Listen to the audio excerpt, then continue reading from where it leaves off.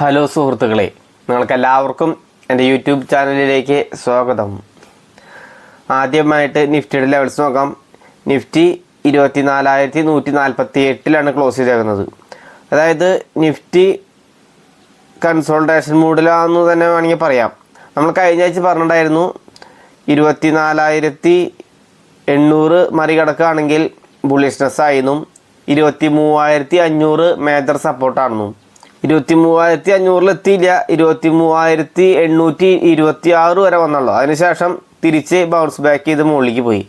എന്തായാലും റെസിസ്റ്റൻസായി പറഞ്ഞിരുന്ന 24,800 എത്തിയില്ല, സപ്പോർട്ടിൻ്റെ അടുത്ത് ഏകദേശം എത്തിയെന്ന് മാത്രം. അതിനുശേഷം വീണ്ടും താഴോട്ട് വരാനുള്ള ടെൻഡൻസിയാണ് ഇപ്പോൾ കണ്ടുകൊണ്ടിരിക്കുന്നത്. ഇപ്പോൾ 24,148 ക്ലോസ് ചെയ്തിട്ടുണ്ട്. ഞാൻ ഒന്നുകൂടി അടുത്ത ആഴ്ചയുടെ ലെവൽസ് കൃത്യമായിട്ട് പറയുന്നുണ്ട്. 23,500 മേജർ സപ്പോർട്ട് സോണാണ്. അതിൽ സപ്പോർട്ട് എടുത്തുകൊണ്ട് തിരിച്ച് ശക്തമായിട്ട് മുകളിലേക്ക് കയറും തന്നെയാണ് ഞാൻ പ്രതീക്ഷിക്കുന്നത്. റെസിസ്റ്റൻസ് ആയിട്ട് ഞാൻ പറയാനുള്ളത് 24,800 തന്നെയാണ്. 24,800 ബ്രേക്ക് ഡൗൺ ചെയ്ത് മുകളിലേക്ക് പോവുകയാണെങ്കിൽ ശക്തമായിട്ട് നിഫ്റ്റി മുകളിലേക്ക് പോകും. ഇനി അതല്ല 23,500 ബ്രേക്ക് ഡൗൺ ചെയ്യുകയാണെങ്കിൽ പിന്നെ ഗംഭീര ഫോളോ നമ്മൾ പ്രതീക്ഷിക്കണം. അങ്ങനെ വരില്ല എന്ന് തന്നെ പ്രതീക്ഷിക്കാം. കാരണം അതിൻ്റെ ആവശ്യം കാണാനില്ല. 23,500 വരെ വന്നാൽ മതി. അതായത് ഒരു 650 പോയിന്റിന് താഴെ വന്ന് 23,500 സപ്പോർട്ട് എടുത്ത് തിരിച്ച് പോവേണ്ടതാണ്. അതിനുള്ള സെൻറ്റിമെൻറ്റ്സ് ഇപ്പോൾ കാണണമല്ലോ. പക്ഷേ ഫോറിൻ ഇൻസ്റ്റിറ്റ്യൂഷൻസ് അമേരിക്കൻ പ്രസിഡന്റ് പുതിയതായിട്ട് തെരഞ്ഞെടുത്തിട്ടുണ്ട് എങ്കിൽ പോലും അതൊന്നും ആ തെരഞ്ഞെടുത്ത ദിവസം നല്ലൊരു റാലി പോലെ കിട്ടിയെങ്കിലും പിന്നീട് വീണ്ടും താഴോട്ട് തന്നെയാണ്. അതായത് ഫോറിൻ ഇൻസ്റ്റിറ്റ്യൂഷൻസ് അവരുടെ സെല്ലിങ് നിർത്തുന്നില്ല. അപ്പം എന്തോ അവർക്കൊരു ഇഷ്ടപ്പെടാത്തൊരു കാരണം ഇവിടെ നടക്കുന്നുണ്ടെന്ന് എനിക്ക് മനസ്സിലാവുന്നുണ്ട്. ആ കാരണം എന്താണെന്ന് കൃത്യമായിട്ട് മനസ്സിലായില്ലെങ്കിലും എന്തോ എന്താ പറയുക, പച്ചമലയാളത്തിൽ പറയുകയാണെങ്കിൽ എന്തോ ചെയ്ത് നാറുണ്ട് ഇവിടെ കിടന്നിട്ട്. കാരണം ഗ്ലോബൽ മാർക്കറ്റ് ഒന്നും വലിയ കുഴപ്പമില്ലാത്ത രീതിയിൽ മുന്നോട്ട് പോകുമ്പോൾ നമ്മുടെ മാർക്കറ്റ് മാത്രം ഫോറിൻ ഇൻസ്റ്റിറ്റ്യൂഷൻസ് ഹെവി സെല്ലിങ് നടത്തിക്കൊണ്ടിരിക്കുകയാണ്. അപ്പോൾ എനിക്ക് തോന്നുന്നു ഇനിയിപ്പോൾ വീക്ക്ലി എക്സ്പയറി നിഫ്റ്റിക്ക് മാത്രമായിട്ട് ചുരുക്കാൻ പോകുന്നുണ്ടല്ലോ. ബാക്കി എല്ലാ ഇതിനും മന്ത്ലി എക്സ്പയറി മാത്രമല്ലേ ഉള്ളൂ. അത് കാരണം കൊണ്ടാണോ എന്നറിയില്ല. ഇനി ഫോറിൻ ഇൻസ്റ്റിറ്റ്യൂഷൻസിന് അവർ ടാക്സിൻ്റെ എന്തെങ്കിലും വ്യത്യാസം ഇന്ത്യ ഗവൺമെൻറ് വരുത്തിയത് അത് ഇഷ്ടപ്പെടാണ്ടാണോ എന്താണെന്ന് എനിക്കറിയില്ല. എന്ത് തന്നെയായാലും അവർ സെല്ലിങ് മൂഡിൽ തന്നെയാണ്. അപ്പോൾ ഇതിന് സെല്ലിങ്ങിനൊരു അറുതി ഞാൻ മുൻപ് പറഞ്ഞ വീഡിയോയിൽ പറഞ്ഞ പ്രകാരം തന്നെ സെല്ലിങ് ചെയ്തോട്ടെ. സെല്ലിങ്ങിൻ്റെ എമൗണ്ട് ഫിഗർ ഒന്ന് കുറച്ച് കൊണ്ടുവന്നാൽ മാത്രം മതി. നിഫ്റ്റിക്ക് ശക്തമായിട്ട് പതിയെ മുന്നോട്ട് പോയിക്കോളും. അപ്പോൾ എത്രയും പെട്ടെന്ന് തന്നെ ഒരു സെല്ലിങ് നിർത്തി അല്ലെങ്കിൽ സെല്ലിങ്ങിൻ്റെ ഫിഗർ ഇത്തിരി കുറയ്ക്കുമെന്ന് നമുക്ക് പ്രത്യാശിക്കാം. കഴിഞ്ഞ ആഴ്ച ഒരു സ്റ്റോക്ക് പറഞ്ഞിട്ടുണ്ടായിരുന്നില്ല, ഒരു ദീപാവലി പിക്ക് പ്രമാണിച്ച് കഴിഞ്ഞ ആഴ്ച ഒരു വീഡിയോ ചെയ്തിട്ടുണ്ടായിരുന്നു. ആ വീഡിയോ ചെയ്തപ്പോൾ പല ആളുകൾക്കും ഒരു ബുദ്ധിമുട്ട് ഉണ്ടായി. കാരണം ദീപാവലി എന്ന് പറഞ്ഞിട്ട് സ്റ്റോക്കിൻ്റെ പേര് പറയുന്നു വിചാരിച്ചവരിരുന്നു. സ്റ്റോക്കിൻ്റെ പേര് പറഞ്ഞില്ല. അതിന് പല ആളുകൾക്കും ഒരു മാനസിക ബുദ്ധിമുട്ടുണ്ടായി ഞാൻ കമൻറ്റിലൂടെ മനസ്സിലാക്കുന്നു. ഓക്കെ, നിങ്ങളുടെ ബുദ്ധിമുട്ട് എനിക്ക് മനസ്സിലാവുന്നുണ്ട്. പക്ഷേ നിങ്ങൾ എൻ്റെ ഒരു ചെറിയൊരു ബുദ്ധിമുട്ട് നിങ്ങൾ മനസ്സിലാക്കണം. കാരണം നമ്മൾ അത്രയധികം എഫർട്ട് എടുത്തിട്ടാണ് 1-2 ആഴ്ചയോളമൊക്കെ ഇരുന്നിട്ട് എഫർട്ട് എടുത്തിട്ടാണ് സ്റ്റോക്ക് കണ്ടെത്തുന്നത്. അതിന് നല്ല എഫർട്ട് ഉണ്ട്. അപ്പോൾ അത് കാരണം കൊണ്ടാണ് നമ്മൾ ചെറിയൊരു പേയ്മെൻറ്റ് വേണമെന്ന് പറഞ്ഞത്. അതല്ലാതെ നിങ്ങൾ യൂട്യൂബേഴ്സ്, നിങ്ങൾ കാണുന്ന വ്യൂവേഴ്സിനെ ഞാൻ കുറച്ച് കാണുന്നതല്ല, ഒരിക്കലും ഞാൻ കുറച്ച് കാണൂല. കാരണം നിങ്ങളാണ് നമ്മുടെ ചാനൽ ഇതുവരെ എത്തിച്ചത് എന്നെനിക്ക് നല്ല ഓർമ്മയുണ്ട്. ഞാൻ ഒരിക്കലും വന്ന വഴി മറക്കുന്ന ഒരാളല്ല. അപ്പോൾ നിങ്ങൾ ഇനിയും നമ്മളെ സപ്പോർട്ട് ചെയ്യണം. നമ്മുടെ കൂടെ വന്ന് നമ്മുടെ ചാനലിന് സബ്സ്ക്രൈബ് ചെയ്തിട്ടുണ്ടെങ്കിൽ സബ്സ്ക്രൈബ് ചെയ്തിട്ടുണ്ടെങ്കിൽ അത് നിങ്ങൾക്ക് നമ്മുടെ ചാനൽ കണ്ടുകൊണ്ട് എങ്ങനെ പോയാലും ലാഭം മാത്രമേ വരുള്ളൂ. അപ്പോൾ ആദ്യമായിട്ടാണ് ഈ ചാനൽ കാണുന്നതെങ്കിൽ ചാനൽ ഇപ്പോൾ തന്നെ സബ്സ്ക്രൈബ് ചെയ്യൂ. തൊട്ടടുത്തുള്ള ബെല്ലൈക്കൺ കൂടി എനേബിൾ ചെയ്ത് കഴിഞ്ഞാൽ ഞാൻ അപ്ലോഡ് ചെയ്യുന്ന വീഡിയോസ് നിങ്ങൾക്ക് യഥാർത്ഥം ലഭിക്കുന്നതായിരിക്കും. അപ്പോൾ പറഞ്ഞു വന്നത്, നമ്മുടെ ചാനൽ നിങ്ങൾ സബ്സ്ക്രൈബ് ചെയ്തിട്ടുണ്ടെങ്കിൽ നിങ്ങൾക്ക് അവിടെ നിന്ന് അങ്ങോട്ട് ഗ്രോ മാത്രമേ ഉണ്ടാവുള്ളൂ, ഉയർച്ച മാത്രമേ ഉണ്ടാവുള്ളൂ, താഴ്ച ഉണ്ടാവില്ല. അപ്പോൾ ഒരു വീഡിയോയിൽ പേര് പറഞ്ഞില്ല എന്ന് വിചാരിച്ചിട്ട് നിങ്ങൾ വിഷമിക്കേണ്ട ആവശ്യമില്ല. നല്ല സ്റ്റോക്കുകളുമായിട്ട് നമ്മൾ വീണ്ടും യൂട്യൂബിൽ തന്നെ വരുന്നതായിരിക്കും. അപ്പോൾ ആ പറഞ്ഞ സ്റ്റോക്ക് കഴിഞ്ഞ ആഴ്ച പറഞ്ഞ ദീപാവലി പിക്ക് എടുത്തിട്ടുള്ള ആളുകൾക്ക് ഇപ്പോൾ നിങ്ങൾക്ക് അറിയാം മാർക്കറ്റ് നല്ല രീതിയിൽ ഒരു ദിവസം 500 രൂപ ഒരു ദിവസം 300 രൂപ ഒക്കെ ഡൗൺ ചെയ്യുന്നുണ്ട്. ഇതൊക്കെ ഇതിനൊന്നും വകവയ്ക്കാതെ നമ്മൾ പറഞ്ഞ ദീപാവലി പിക്ക് ഒരാഴ്ച കൊണ്ട് തന്നെ 10% അപ്പ് മൂവ്മെൻറ്റ് നടത്തിയിട്ടുണ്ട്.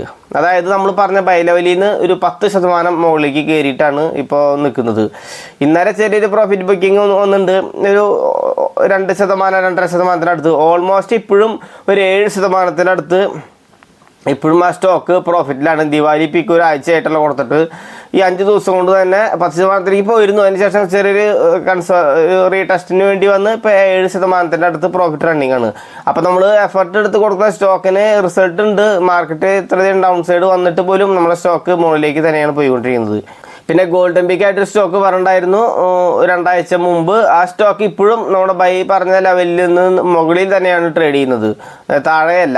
അതിൻ്റെ അർത്ഥം നമ്മൾ പറഞ്ഞ ഗോൾഡൻ പീക്കിൻ്റെ സ്റ്റോക്കും നല്ല രീതിയിൽ തന്നെ പെർഫോമൻസ് ചെയ്യുന്നുണ്ട് തന്നെയാണ്. അതല്ലാതെ ഇപ്പോൾ ഒരാഴ്ച 2 ആഴ്ച മുന്നേറ്റ സ്റ്റോക്ക് നിങ്ങൾക്ക് കയ്യിൽ വേറെ സ്റ്റോക്കുകളുണ്ടെങ്കിൽ നിങ്ങൾക്കറിയാം മാർക്കറ്റ് നല്ല രീതിയിൽ കൺസോൾട്ടേറ്റ് ചെയ്ത് നെഗറ്റീവ് താഴോട്ട് വന്നുകൊണ്ടിരിക്കുകയാണ്. ആ സമയത്ത് നിങ്ങളുടെ കയ്യിലുള്ള സ്റ്റോക്കുകളും താഴോട്ട് വരും. ആ സ്റ്റോക്ക് അങ്ങനെ വീഴുന്ന സമയത്ത് നമ്മൾ കൊടുത്ത ഗോൾഡൻ പിക്കും ദിവാലി പിക്കും നമ്മൾ പറഞ്ഞ ബൈ ലെവലിൻ്റെ മുകളിൽ ട്രേഡ് ചെയ്യണമെന്ന് പറയുമ്പോൾ ആ സ്റ്റോക്കിൻ്റെ ആ ഒരു വാല്യൂ നിങ്ങൾ മനസ്സിലാക്കണം. ആ സ്റ്റോക്കിൻ്റെ നല്ലൊരു മൂല്യമുള്ളത് കാരണം കൊണ്ടാണ് ആ സ്റ്റോക്ക് താഴോട്ട് വീഴാതെ മുകളിലേക്ക് തന്നെ പോയിക്കൊണ്ടിരിക്കുന്നത്. അപ്പോൾ ഇനിയും ഗോൾഡൻ പിക്കും ദിവാലി പിക്കും പിക്ക് ചെയ്യാൻ താല്പര്യമുള്ള ആളുകൾക്ക് താഴെ ഡിസ്ക്രിപ്ഷനിൽ ഫോൺ നമ്പർ കൊടുത്തിട്ടുണ്ട്, അതിൽ വിളിച്ച് കോൺടാക്ട് ചെയ്യാവുന്നതാണ്. ഓക്കെ, മെസ്സേജ് അയക്കാവുന്നതാണ്. ഇനി അടുത്ത ആഴ്ചയിലേക്ക് പോകുന്നതിന് മുമ്പ് ഗ്ലോബൽ മാർക്കറ്റ്സിൻ്റെ അവസ്ഥ എന്താണെന്ന് നോക്കാം. അതിന് ശേഷം അടുത്ത ആഴ്ചയിലേക്കുള്ള ഒരു സ്റ്റോക്ക് ഉണ്ട്, തീർച്ചയായിട്ടും പറയാം. നാസ്ഡാക്ക് നോക്കുകയാണെങ്കിൽ ഒരു 0.07% പ്ലസ്സിലാണ്, ഫ്ലാറ്റ് എന്ന് വേണമെങ്കിൽ പറയാം. ഡോ ജോൺസ് നോക്കുകയാണെങ്കിൽ 0.55% പോസിറ്റീവിലാണ്. S&P 500 0.38% പോസിറ്റീവിലാണ്. നിക്കി മാർക്കറ്റ് 0.30% പോസിറ്റീവിലാണ്. എന്നാൽ ഫഡ്സ മാർക്കറ്റ് 1.15% നെഗറ്റീവിലാണ്. പിന്നെ ഡാക്സ് ജർമ്മൻ മാർക്കറ്റായ ഡാക്സും 0.76% ലോസിലാണ്. CAC 40 1.17% നെഗറ്റീവിലാണ്. അതായത് ഫഡ്സയും ഡാക്സും CAC 40 നെഗറ്റീവിലാണ്. അത്യാവശ്യത്തിന് 1% മുകളിൽ അല്ലെങ്കിൽ 1% അടുപ്പിച്ച് ലോസിലാണ്. ബാക്കിയുള്ള മാർക്കറ്റുകളൊക്കെ പോസിറ്റീവ് സെൻറ്റിമെൻറ്റിലാണ്. വലിയ പോസിറ്റീവ് ഇല്ല, എന്നാൽ ഫ്ലാറ്റ് അല്ലെങ്കിൽ ഒരു 0.5% കഷ്ടി പോസിറ്റീവിലാണെന്ന് മാത്രം. അപ്പോൾ ഇന്ത്യൻ മാർക്കറ്റിൻ്റെ കാര്യം നോക്കുകയാണെങ്കിൽ ഞാൻ നേരത്തെ പറഞ്ഞ പ്രകാരം തന്നെ എനിക്ക് തോന്നുന്നു 23,500 എത്താനുള്ള സകല ചാൻസും കാണുന്നുണ്ട്. അങ്ങനെ 23,500 തിരിച്ച് ബൗൺസ് ബാക്ക് ചെയ്ത് മുകളിലേക്ക് കയറി പോകുന്നത് തന്നെയാണ് ഇന്ത്യക്ക് പ്രതീക്ഷിക്കുന്നത്. ഓക്കെ, ഇനി അടുത്ത ആഴ്ചയിലേക്ക് കണ്ടെത്തിയ നല്ല സ്റ്റോക്ക് ഇപ്പോൾ നമുക്കറിയാലോ മാർക്കറ്റ് താഴോട്ട് എന്നുള്ള രീതിയിലാണ് നിൽക്കുന്നത്. അതിനാൽ തന്നെ സ്റ്റോക്ക് നിഫ്റ്റി 50 പെട്ട സ്റ്റോക്കാണ് ഞാൻ പറയാൻ പോകുന്നത്. അപ്പോൾ ഈ സ്റ്റോക്കിൻ്റെ ബൈ ലെവല് 1739.75 ക്ലോസ് ചെയ്യുന്നത്. സ്റ്റോക്കിൻ്റെ പേര് Bajaj Finserv limited. Okay, Bajaj finance അല്ല, ബജാജ് ഫിൻസർവ് ലിമിറ്റഡ് 1739 രൂപയിലാണ് ഇപ്പോൾ ക്ലോസ് ചെയ്തേക്കുന്നത്. അപ്പോൾ ഈ 1739 ഈ ലെവലിൽ നിങ്ങൾക്ക് ബൈ എടുക്കാം. ടാർഗറ്റ് 2020 വെക്കേണ്ടതാണ്. 2020 ടാർഗറ്റ് വയ്ക്കുമ്പോൾ ഓൾമോസ്റ്റ് ഒരു 16% പ്രോഫിറ്റ് കിട്ടാവുന്ന രീതിയിൽ 16% പ്രോഫിറ്റ് കിട്ടും. സ്റ്റോപ്പ് ലോസ് വെക്കേണ്ട ആവശ്യമില്ല. ഞാൻ നേരത്തെ പറഞ്ഞു നിഫ്റ്റി 50 പെട്ട സ്റ്റോക്കാണ്. ബജാജ് ഫിൻസർവ് ഫണ്ടമെൻ്റലി നല്ല സ്ട്രോങ് കമ്പനിയാണ്. അപ്പോൾ ഈ കമ്പനിക്കൊക്കെ സ്റ്റോപ്പ് ലോസ് വയ്ക്കുക എന്ന് പറയണത് തന്നെ അങ്ങനെ വയ്ക്കാൻ പാടില്ല, അത്ര നല്ല സ്റ്റോക്കാണ്. സ്റ്റോപ്പ് ലോസ് വെച്ചു എന്ന് പറഞ്ഞാൽ ആൾക്കാർ നമ്മളെ പിടിച്ച് അടിക്കും. ഈ കമ്പനിക്കാണോ സ്റ്റോപ്പ് ലോസ് പറയുന്നതെന്ന് ചോദിച്ചിട്ട്. അത് തന്നെ സ്റ്റോപ്പ് ലോസ് പറയാൻ താല്പര്യമില്ല. എങ്കിലും അത്യാവശ്യമുള്ളവർക്ക് സ്റ്റോപ്പ് ലോസ് 1600 സ്റ്റോപ്പ് ലോസ് വെക്കാം, 2000 ടാർഗറ്റ് വെക്കാം. അപ്പോൾ 1600 സ്റ്റോപ്പ് ലോസ് വെക്കുകയാണെങ്കിൽ ഒരു 8% സ്റ്റോപ്പ് ലോസ് വെക്കാം, 16% ടാർഗറ്റ് 2020 ടാർഗറ്റ് വെക്കേണ്ടതാണ്. അപ്പോൾ ഒരു 16% പ്രോഫിറ്റും 8% സ്റ്റോപ്പ് ലോസ് വയ്ക്കാം. ബജാജ് ഫിൻസർവാണ്. അടുത്ത തിങ്കളാഴ്ച തന്നെ ഈവൻ മാർക്കറ്റ് ഇത്തിരി താഴോട്ട് പോയാലും ഈ ബജാജ് ഫിൻസർവ് എന്നുള്ള സ്റ്റോക്ക് നമ്മൾ കൃത്യമായിട്ട് ക്ലീൻ ആയിട്ട് വാച്ച് ചെയ്തോ എൻ്റെ ഊഹം ശരിയാണെങ്കിൽ ഈ സ്റ്റോക്ക് തിങ്കളാഴ്ച മുകളിലേക്ക് പോകാനുള്ള സകല ചാൻസും കാണാണ്ട്. നിഫ്റ്റി ഇത്തിരി താഴോട്ട് വന്നാലും ഈ സ്റ്റോക്ക് മുകളിലേക്ക് പോകാനുള്ള സകല ചാൻസും കാണാണ്ട്. ഇതാണ് അടുത്ത ശരിക്കുള്ള എൻ്റെ സ്റ്റോക്ക്. ഓക്കെ, പിന്നെ ഡിസ്ക്ലെയിമറായിട്ട് പറയാണ്, ഞാനൊരു സെബി രജിസ്റ്റേർഡ് അനലിസ്റ്റ് അല്ല. അതിനാൽ ബൈ റെക്കമെൻഡേഷനും സെൽ റെക്കമെൻഡേഷനും സ്വീകരിക്കുമ്പോൾ നമ്മുടെ ഫിനാൻഷ്യൽ അഡ്വൈസറിന് ശേഷം മാത്രം തീരുമാനമെടുക്കണമെന്ന് വിനീതമായിട്ട് ഓർമ്മപ്പെടുത്തുകയാണ്. ഓക്കെ, ഇത്ര നേരം വീഡിയോ കണ്ടുകൊണ്ടിരുന്ന നിങ്ങൾക്ക് എല്ലാവർക്കും നന്ദി, നമസ്കാരം, താങ്ക് യു, ബൈ.